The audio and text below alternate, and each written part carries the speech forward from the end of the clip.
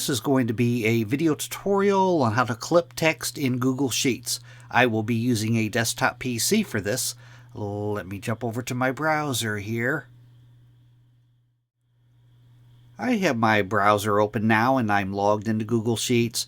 To clip text in Google Sheets, I have a little example project here and I have some text in a cell right here.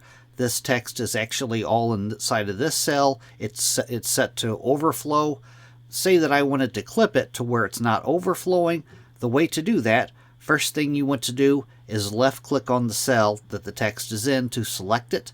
Then you want to go up to the top up here, up to the text wrap. If I put my mouse cursor over this, it says text wrapping. I'm going to click on text wrapping. Then it gives me three options. The first option is overflow. That's what I currently have it set to. The second option is wrap. And the third option is clip. I'm going to click on clip. Now as you can see, it has clipped that text. The text is still there. If I double click on the cell, you can see the text.